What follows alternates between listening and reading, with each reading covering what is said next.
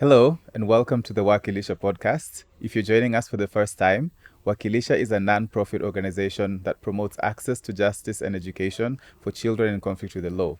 This podcast is just one of our advocacy tools, and if this is the first time you're tuning in, we are on our mini-series talking about access to justice and the rule of law, and this is the third installment of this series. We're going to talk about Child Justice 101, expert-led solutions. This is the third episode, as I already mentioned. We had the first and second episodes. If you haven't caught those, I encourage you to do that.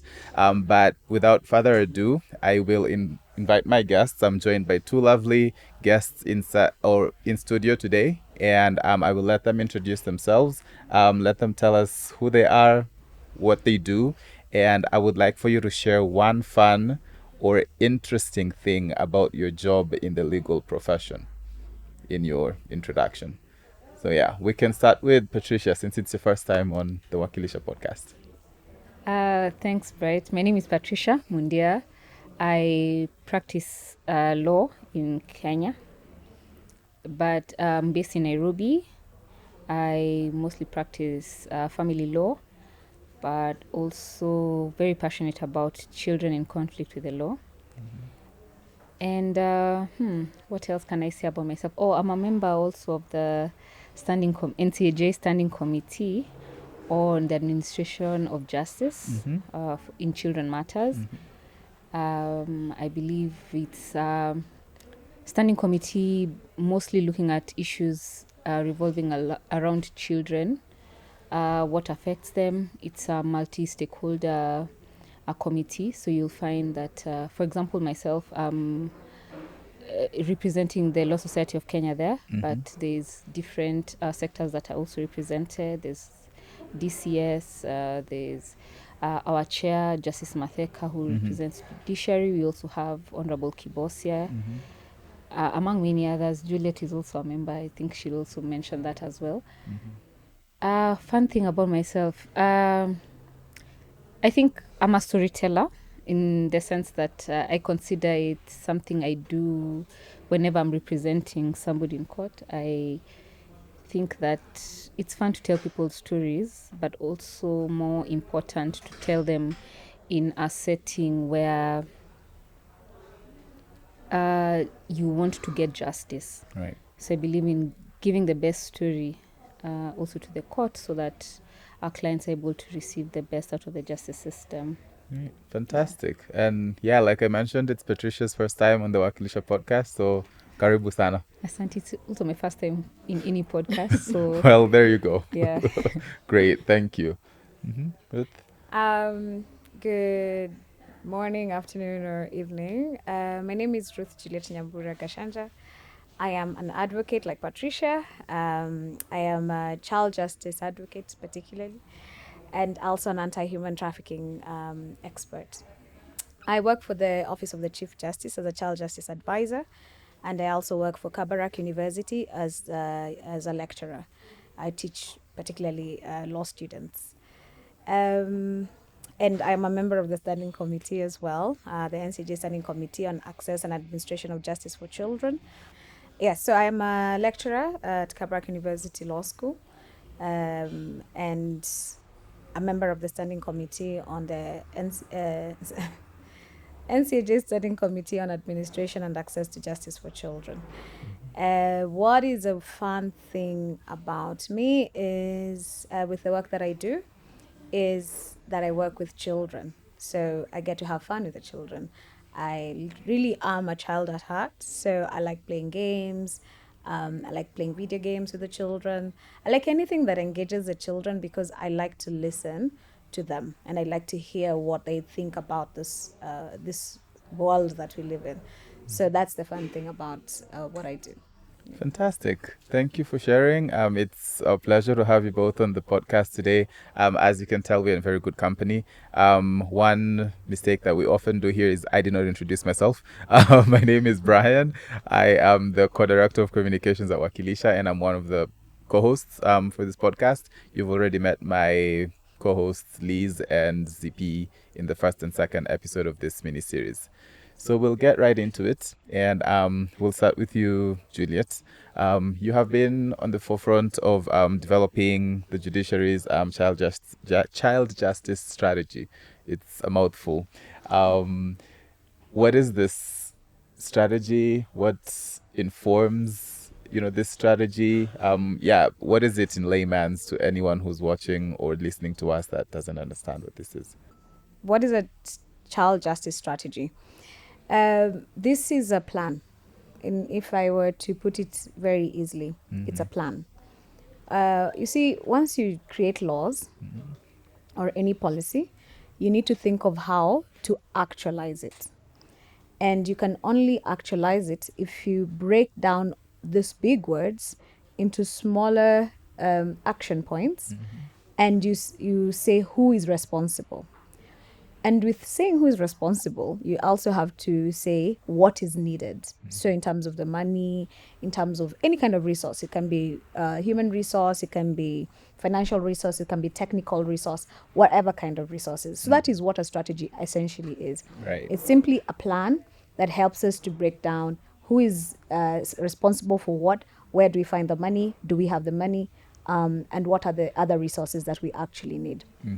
And so this child justice strategy that we developed with the Office of the Chief Justice is very specific, and this is what maybe makes it a bit unique, to the judiciary. That means that the people who work in the judiciary, so the courts, the judicial officers, judges, magistrates, registrars in the courts, judicial staff. So we and this child justice strategy is anchored on the Constitution. It's anchored on the principles of the best interest of the child, for instance, of the Constitution. It is anchored within our judicial blueprint called STAJ, Social Transformation Through Access to Justice. And I'll say why I'm saying all these things.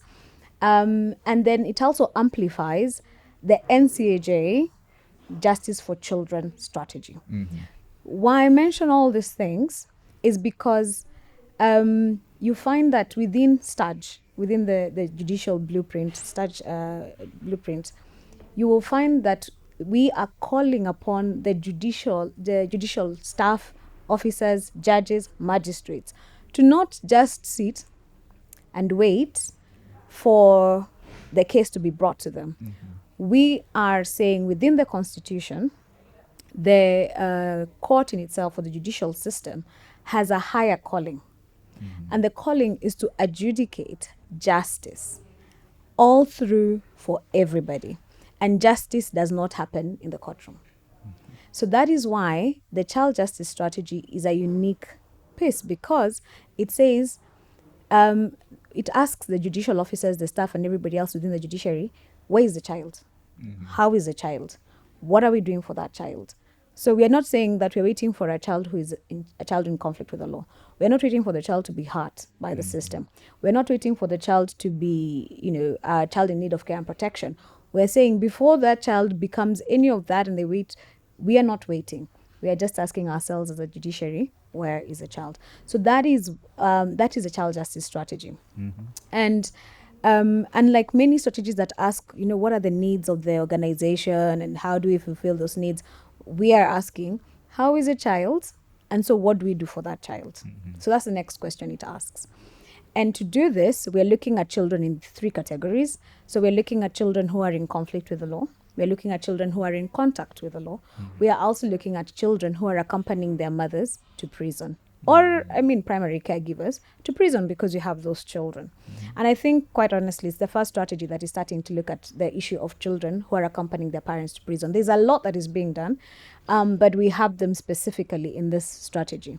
And lastly, this strategy is also looking at the judiciary and its collaborators. So what is then, once we identify where the child is at in all those 3 categories, then what is now the role of the judiciary, and how do we as a judiciary become the facilitators of justice and the adjudicators of justice, because we need to ensure that. So we are essentially, as it's really a call, and it's an onerous, a very huge task for the judiciary in itself to surround the child. to become the community for the child. So for instance, if I might just give 3 things that I might say about the strategy. So for the child who is in conflict with the law, it's calling upon the judiciary to identify them before they become in conflict with the law and ensure that they do not come into the justice system at all. So that means proactivity and working with the community and all these things. For the child who has already committed an offense, it's seeking to say, what can we do for this child so that 1, we address this offense, 2, we address what has led them to the offense, and 3, we make sure they don't come back. Right. And all this making sure that we are protecting them. Now, for the child who is in contact with the law, meaning they are a victim or they're a child in need of care and protection, we're saying the judicial, the judiciary in itself ought to think of protecting that child all through. That is number 1. Number 2, that ensuring that the voice of the child is heard all through. And number 3 is to make sure that that child is reunited with their family, and especially where the child is separated from their family, and quickly so. Yeah. And lastly, now for the children whose parents are incarcerated, number 1, the problem is to identify them, because we don't even identify them, the ones who are left behind and the ones who accompany their parents or their mothers or primary caregivers. And finally, or another thing that we are saying within the strategy is to give the task of the judiciary to open for them, those children, what we call care and protection files, so that we can know what is the welfare of that child. One of the things you'll see within the Children Act, it says that the role of the court is to identify if a child is in a place where their welfare is not taken care of, their maintenance is not taken care of. So this strategy is telling the magistrate or the judicial officer, whoever is listening to the matter, to find a way to ensure that process is carried through to 18 years, for instance. So it's an onerous one. It's a 7-year plan. Okay. So let's see where we are at. The Chief Justice is very excited, I think, to spearhead its implementation, of course, through the judiciary. And yeah, let's see where we are at. We're hoping that Patricia and yourself and everybody else keeps checking and asking the judiciary where we are at in terms of implementing it. Fantastic. Thank you for painting that very clear picture. I think I would speak for many people to say that we're happy to have a judiciary, a chief justice who's invested in children. For those who followed Wakilisha from the very beginning, we have hosted the Chief Justice when she was still a Court of Appeal judge on one of the webinars that we ran, and she passionately talked about children. We've talked about the different kinds of children who are in the legal system, children in conflict with the law, children who are in contact with the law, children, before they come into the legal system, and how we avoid that. So I'm very happy to see that, all these children, have been covered in the strategy. And just one quick question that I have is, who are the collaborators of this strategy? So the collaborators is everybody in the justice system. Yeah, those are the main collaborators. So you have the police, you have the DPP, lawyers, you have who else is there? The Department of Children's Services, you have probation, you have the county government, because the children are within our counties, and you have the medical practitioners and the teachers, and then you have parents, right, and you have children. Those are the collaborators of justice, and those are the ones that we are hoping to keep engaging as we go along. I know that, for instance, if you go to the police have a child protection unit. If you go to DPP, there's a children division. DCS, of course, is the Directorate of Children's Services. So we are encouraging even the other justice actors who do not have, special units for children to continue to do that, to have a special focus on children. And, if the judiciary is the one to spearhead this process and at least go ahead of others so that others can follow, so why not? But these are the collaborators of justice for children. And we all must work together. As I said, we have to build a community around the child. Yeah. Great. Yeah. In episode 1, we talked about people who are not sure how to plug. I think you've heard it from Juliet. Everyone is a collaborator in some way, and we hope you can, step up and, work with their office, work with us, work with everyone working with children, and let's make the child justice system very child friendly. Juliet did talk about the Children's Act, and that's the direction I was heading to with Patricia. It's one of the new developments. We have the Children's Act 2022, and we're just curious to know, what are the developments in it when it comes to children in conflict with the law? First of all, I think it's worth saying that it was actually a good thing for us to receive the Children Act 2022 because of the different ways it demystified a lot of the issues we were grappling with at the beginning. So in terms of what it presents for children in conflict with the law, I think at the very onset, having an assessment form, you'll find that it provides for an assessment form that is usually filled in at the very inception stage, when the child is now coming into contact with the justice system at the police station. So you'll find that there's in the schedule to the Children Act, there's that form, which is very, very, very elaborate in what it asks about. It asks about the child. It asks who the parents are. If the child is school going, which school they go to. It finds out whether the child has a disability. If a child is also intersex, it will have that on record. It also looks generally at the environment of that child. And what this does at that point is that it tells everyone who is going to interact with that child what the situation is. So now you find, even if a police officer is later coming in, they'll be asked, okay, this assessment form was filled, right? This child was a school-going child, or they told you that they're below the age of 18. They probably produced a birth certificate because maybe their parent was called. So you can see already, if this is something that is being followed as it should be, then there's a lot of opportunity for diversion at that stage. There is an opportunity to identify that this is a person below the age of 18 and therefore this is a child. So there should be no reason why you find a person below the age of 18 in a remand prison, for example, which has been the case sometimes. And I think the better part of it is that it tells you the environment that the child is coming from. So I feel like that is novel in as far as the Children Act is concerned, 2022. And this is something, even as advocates, whenever we are coming in as defense counsel, we are asking the court, where is this assessment form that was supposed to have been filled?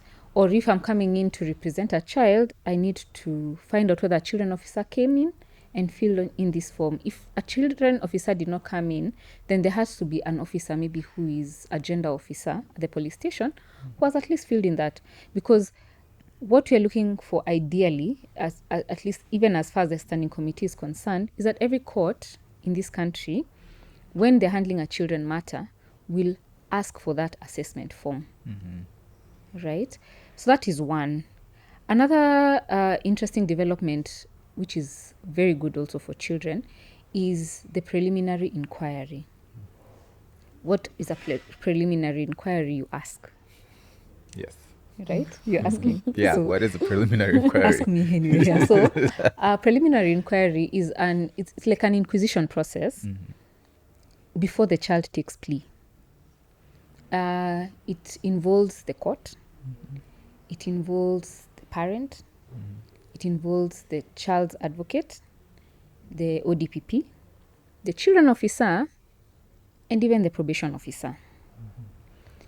At this point, apart from the assessment form, which is already in the children's court being filled and brought before the court, there's also a children officer's report that has to have been brought before the court, and a probation officer's report.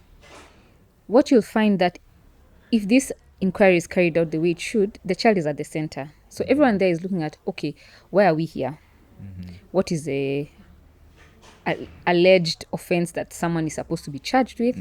And how are we going to help this child? What is the best process? Is diversion, first of all, the best option, which hopefully it should be, before we even start going into issues of taking plea? Because at the end of the day, what we want is to have rehabilitation for this child. We want to accept that this child is coming from an environment which has influenced certain things about them. So this is the purpose of that inquiry. And I feel like that is very novel because as I said, it puts the child at the center, and it looks at options for this child. Then, and only then, after this inquiry process, is then a determination made as to whether this child will go ahead for trial, and then now that is when plea can be taken. Yeah. So number one, you see diversion being an option. And for those who don't know diversion is an opportunity for a child who is in conflict with the law to be taken out of the justice system, and an alternative form of arrangement is made for them. It could be probation for a period of time. It could be that they go for counseling. If it's something that, it's the system sees that, okay, it's just counseling, it can be handled through counseling. It's just a vehicle to take away the child from the criminal justice system and avoid institutionalizing children. So I think when I think about it, if I could just narrow it down to three things, it's the assessment form, it's diversion, being legislated and now being in law, and number three, the preliminary inquiry, which affords now plenty of opportunity for a child to be taken out of the justice system. Right. Yeah. Fantastic. Yeah, thank you for sharing those. And yeah, if you're more curious about the Children's Act, you can always get it online, kenyalaw.org. Download it and take a look. Now, I remember in law school throwing justice delayed is justice denied everywhere. Sometimes that would be the opening statement to your exam question. And the reason I'm saying this is, I know there's a directive that basically we say that children matters should be heard within 6 months, right? And I'm curious to hear, Juliet, why is it important that children matters are heard within 6 months? Great. So one is because they're children, right? Now, children have a very short time span to be children. 0 to 18 years, and legally, they're no longer children. And we need to uphold something we call the childhood of children. I don't know if any of us here have been on the other side of the law. I always ask my students if they have enjoyed being a guest of the state. It's not an easy place to be. And I think even for us advocates, and maybe Patricia will bear me witness, when you're invited, to sit even in a police cell, it's a very scary place. So if you go in there, even as an adult, you lose a bit of yourself. You can imagine for children who have a short time span to be children, and then you take away their innocence by introducing them to a life of, first of all, being locked up, especially the ones who come into the system as children in conflict with the law, and they have to be held either in the remand, in the cell, and some of them, as we said, even sometimes in prison, they can end up there. So it's not a good place for children, and we are not upholding their right to childhood, because children need to play, children need to go to school, children need to have a home, they need to interact with their siblings or their parents. All these are rights and safeguards within the Children Act. So the minute that the child is in the justice system for being in conflict with it or for being in contact with it, that they lose a bit of their childhood. And there is reports to this, by the way. There is research that has been done on this, extensive research, that the more time a child spends within the justice system, that justice system was never, ever built for a child. And that is why they need to spend the least amount of time possible. In fact, that's what the court said. So there are two decisions that were made by the Supreme Court. And both of them, the Supreme Court judges agreed that the children should spend as little time as possible in that justice system, because we need to uphold their right to education, we need to uphold their right to health, and we need to uphold their right to play, identity, which is all lost the more they interact with the adults in the justice system. So that is why it is important. And that is why we keep upholding it. And that is why we have those kinds of options like diversion for children who are in conflict. Diversion ensuring that even at the police station, even at the ODPP level, they don't even need to come to the court yet.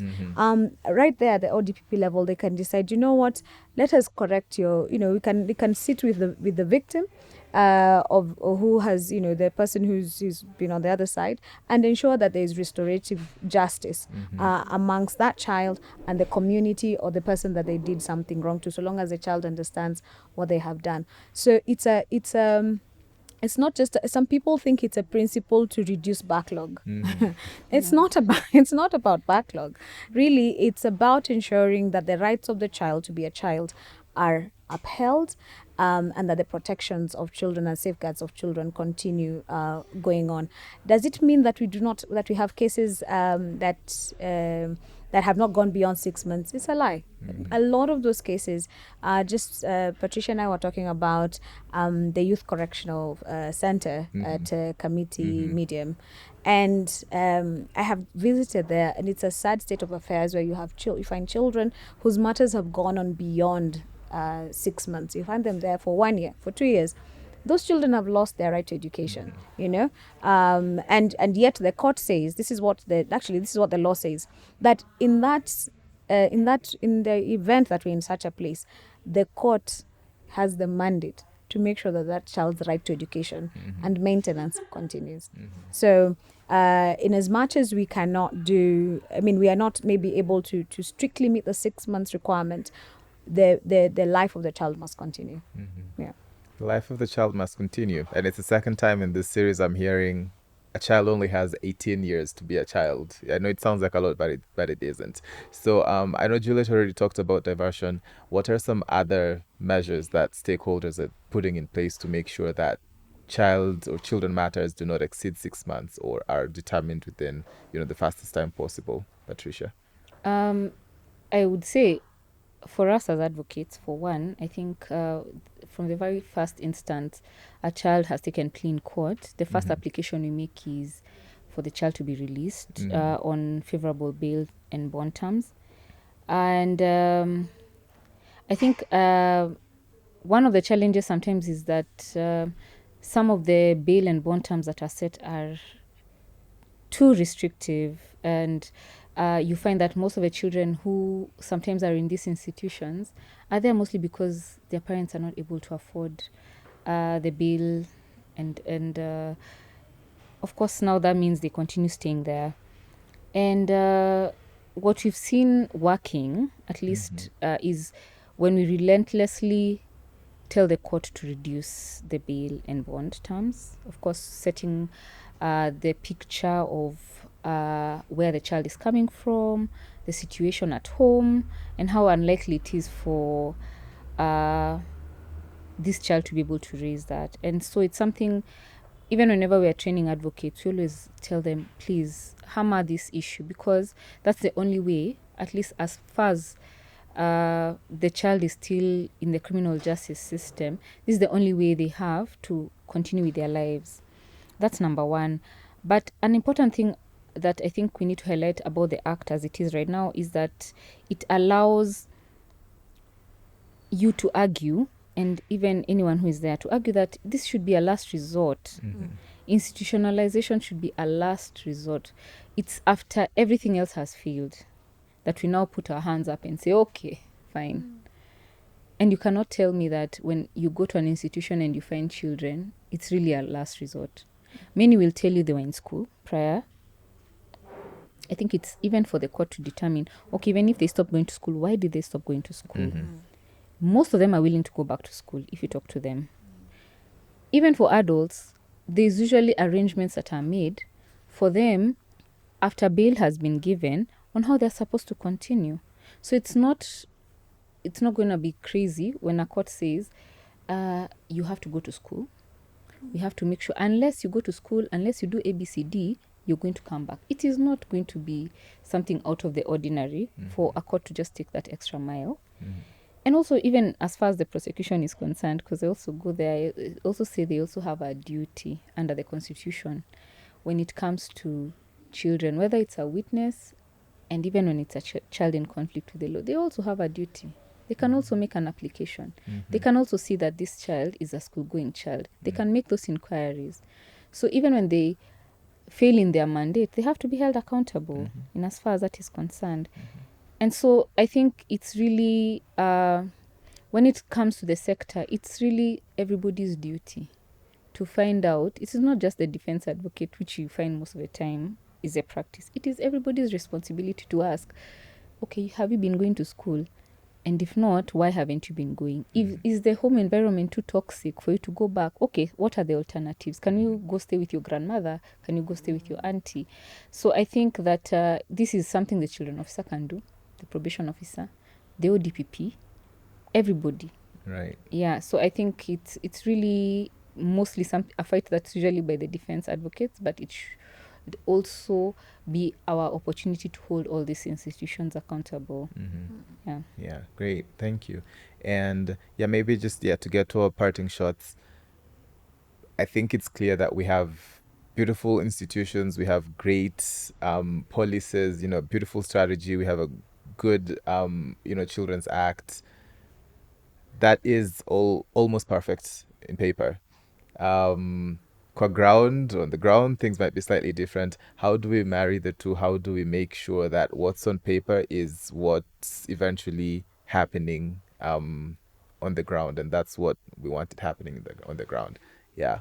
Both of you can chime in on that one. Yes. Well, the child belongs to us, to all of us. We have them in our houses, we have them in our neighborhood, and sometimes we're always thinking that we will have to wait for the child to come to the system. My call to everybody that I talk to is that the child belongs to us. And we have a responsibility over that child. And if we want the law to even emphasize your responsibility, it does say so in the Children Act, which is the other really good thing about the Children Act. It actually says that any person who sees a child, being abused or hurt and does not report, then is actually contributing to child abuse. So my call to all of us is that the child belongs to us, and therefore the responsibility to protect them, to support them, is actually ours before we even say it is the government. And even the law says, the Children Act says, and all the principles, international principles of children law, they say strictly that the child belongs to the parents, and the government only comes in when the parents are not able to take care of that child. So, and the parents are not, in the African community, it is not just mommy and daddy, it is the entire community. We are the parents of that child, and therefore we have the responsibility. So that is how we marry the two. That means that you watch out for the child. If something happens to that child, whether as a conflict or as child victims of something, or they are lost, you bring them to the system and you support them through the system. It is not easy. It's a journey I have walked, and advocates have walked. It's not easy, but if we start doing that, then we can demand that the government does its work. That is the only way we can do it, if we are also taking responsibility. Thank you. Thank you, Juliet. Patricia? I think I will echo what my colleague Juliet has said, but also I think we need to change our attitude about children in conflict with the law. The 2001 Act and the 2022 Act all recognize a child in conflict as a child in need of care and protection. And if you look at the definition of a child in need of care and protection, it's basically a child who is caught up in the system for whatever reason because the society has failed. The Act doesn't say that exactly, but basically that is the whole point. It is saying that as adults, you have failed this child. And as a result, you have caused this child to be in need of care and protection. And the same Act says this is a comprehensive list of children in need of care and protection. You'll find that a child in conflict with the law is a child in need of care and protection. Same as a child who is found with substances like bang or whatever, psychotropic substances basically. Or a child whose parents are involved in civil litigation for a prolonged period of time. That's a child in need of care and protection. It's also a child who is a witness to a crime, or who is a victim or survivor of a crime. So it does not elevate one child who is, as a result of this, over another.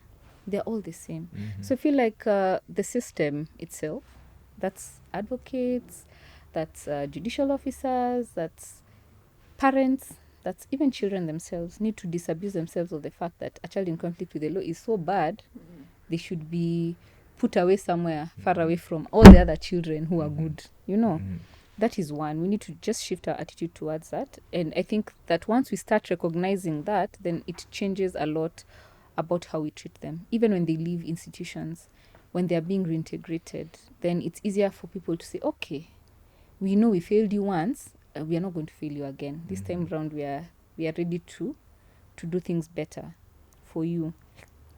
So yeah, that's what I would say. Let's shift the way we look at children, and that is why it's very important that I say this. We always say, let a care and protection file be opened. Just with all the other cases, let a care and protection file be opened. As you're processing whether you're going to trial, whether we're diverting you, let us still have that active file of care and protection, because that one never closes until you turn 18. Maybe even your parental responsibility will still be extended. So that is the importance of it, because then we have a history of where you're coming from and how you're being assisted, if at all, and how we can continue helping you. So I think that's what I would say. If you're handling a matter that involves a child, whether you're a prosecutor, whether you're a judicial officer, whether you're a defense counsel, whether you're watching brief, please ensure that there's a care and protection file that is opened. Yeah. Fantastic. Yeah, thank you both for sharing this. Very important reminders for everyone listening to this, because this episode should be airing very close to the Day of the African Child. So these are very important reminders, very important things for people to have in mind as you commemorate the Day of the African Child. Well, it's been a very serious and great conversation, and I'd like to just break the ice a little bit and ask a somewhat vulnerable question, but I hope you can answer it.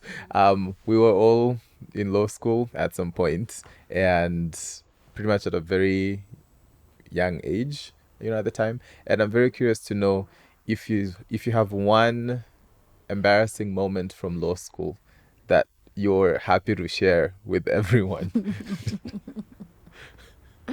You have one already? I can think of one. I don't know whether it's embarrassing or not, but anyway, you guys will be the judge. So we were in a lecture hall, and being ever the studious law student, I was not studious. I just came late. It was a combined class, and I came late, and we were told to sit in front. And the setting is mostly like an auditorium kind of situation. But now, because I came late and there were chairs in front of us, we had to sit with, those chairs that have the, where you're... So tell me how.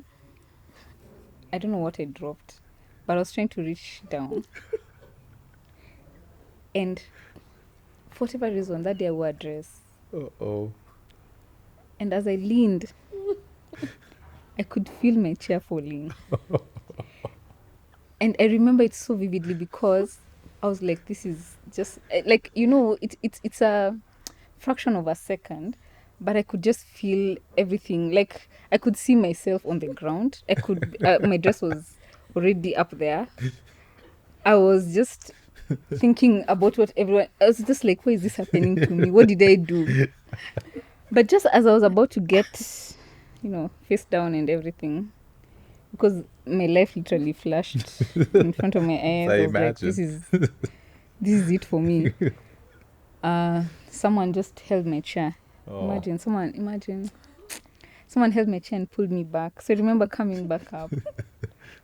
And in fact, the lecturer had stopped lecturing, and he was just like, oh God. There was this silence that had just come from nowhere. So it was a near embarrassing moment. I've never forgotten it, but mostly because I'm very grateful to the invisible hand that saved me. Otherwise it would have been, I don't know if I would have been here today, guys. I'm just joking. You would have quit law school then. Yeah, but thanks to that hand, man. Yeah, so it was a near embarrassing moment. Oh. Thank you for sharing that. So I have thought of one. It was not in undergraduate. It is in my second master's. So it's fairly recent.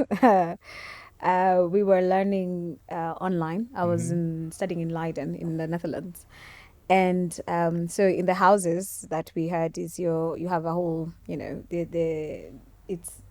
your room is everything basically, and that day my friend decided to come to my room to study from my room. So we were attending class together. And we had a guest lecture, and I remember this. And and my friend was seated on the desk, and I was coming from the washroom. Now, you could join the class earlier if you wanted, or you could just join on time. So I didn't know that my friend had already joined class. So I came from the bathroom. It wasn't, my friend had joined class. It was already, the video wasn't on, but the mic was on for whatever reason. You know those people who enter class and they forget? They forget to mute that their you mics. have to mute. I am the mute Nazi. I text everybody. I'm like, mute your mic. We can hear you. On this fateful day, I had sat with that person who doesn't mute their microphone. And I am there shouting about our plans. I was like, so wewe, when actually yako mna plan nini? And tunaenda wapi? And oh my goodness. When I heard the lecturer speaking, I honestly didn't even know that they had joined class. I didn't know that was on. When I heard the lecturer speaking, they said, will you kindly all, we're about to start, please mute your microphones. I wanted to move to another planet. I was like, oh my goodness. So I texted on the WhatsApp group for the class. I'm like, okay, how many of you had that entire conversation? Because it wasn't kind. I went from talking about the plans for the weekend to this lecturer who thinks some type of way about us. And I was like, oh my God, did I mention her name? Did they hear it? Did they, and did the lecturer, it was, honest, I was ready to move to another planet. I really did. I wanted to move to Mars, change my name, and, I hate. So I am easily mortified by embarrassment. I try to stay away from anything public. So yeah, that's my. Well, yeah, thanks for sharing. Also, yeah, I totally would have moved. I also have one to share from my fourth year of uni.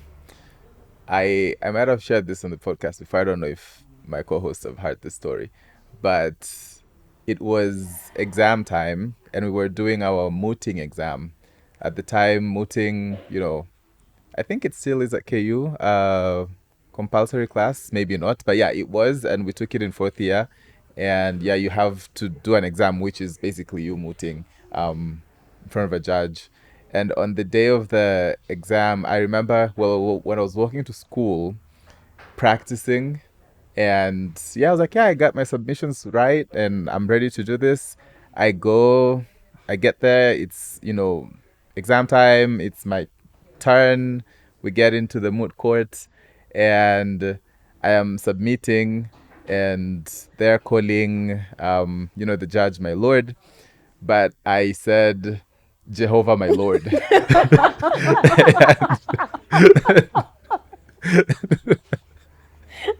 No.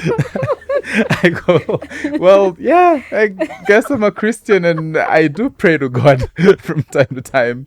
And yeah, it was, mooting is, yeah, for those of you who haven't been to law school, at least for us, it was very serious. And the moot judge was a lecturer, also a very serious lecturer that, yeah, we're not even very used to.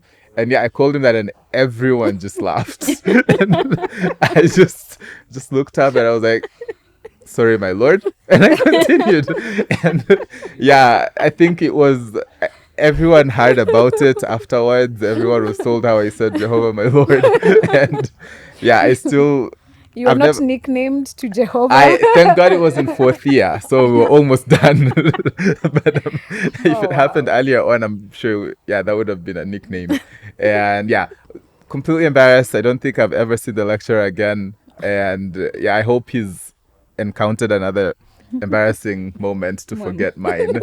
But yeah, that's what happened. And yeah, I'm glad, we all got to share. Thank you for sharing. Yeah, we've come to the end of this episode, to the end of our mini series on access to justice and the rule of law.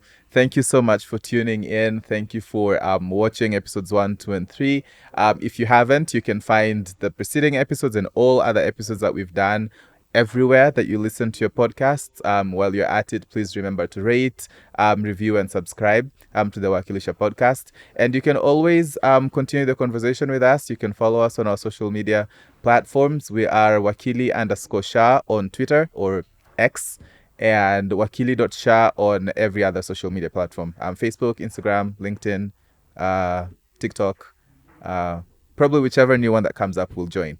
But yeah, thank you so much for joining. Thank you so much for supporting Wakilisha, and we'll see you next time. And thank you to our wonderful guests. Thank you for your time. Thank you for joining today.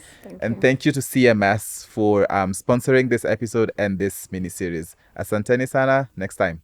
Bye-bye.